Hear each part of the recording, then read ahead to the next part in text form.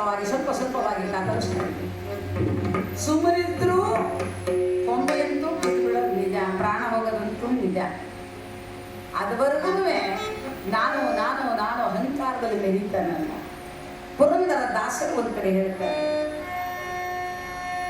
ಅಂತಕನ ದೂತರಿಗೆ ಕಿಂಚಿತ್ತು ದಯವಿಲ್ಲ,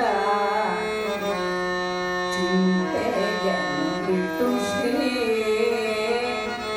ಹರಿಯ ನೆನೆ ಮನವೇ ಮನವೇ ಕೃಷ್ಣ ಕೃಷ್ಣ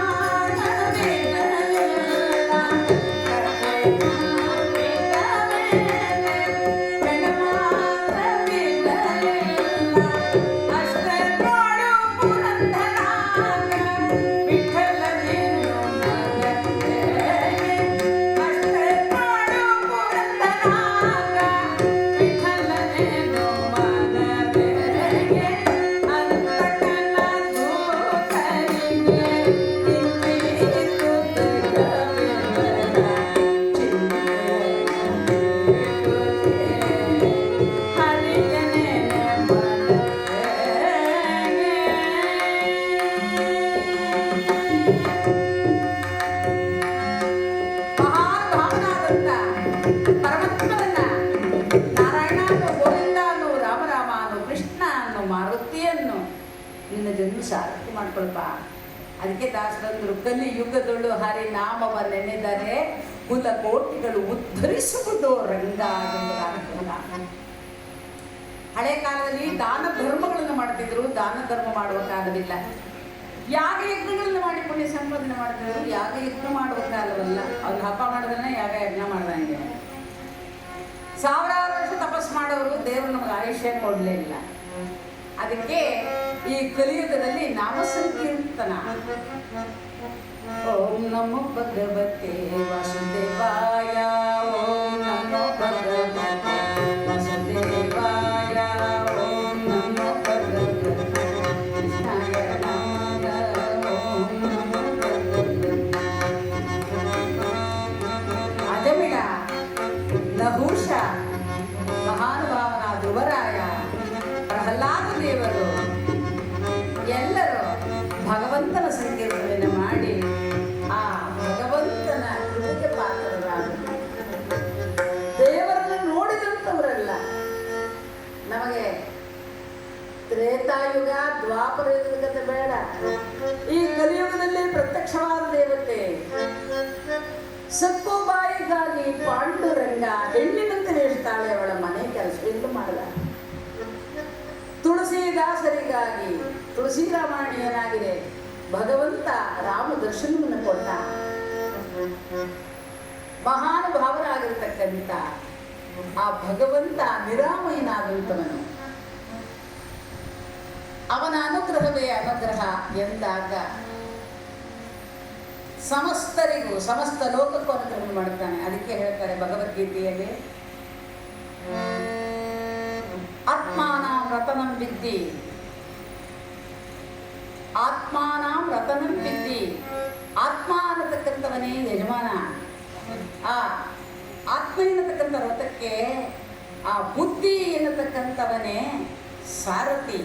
ಆ ರಥವನ್ನು ಓಡಿಸ್ಕೊಂಡು ಹೋಗ್ಬೇಕಾದ್ರೆ ಆ ಕಡೆ ಈ ಕಡೆ ತಿರುಗಬಾರದು, ನೇರವಾಗಿ ಹೋಗ್ಬೇಕು. ಆಗ ಮಾತ್ರ ಹೇಗೆ ರಥ ನುಚ್ಚುನೂರಾಗಲೋ ಹಾಗೆ ಜೀವನವೂ ಸಾರ್ಥಕವಾಗುತ್ತೆ.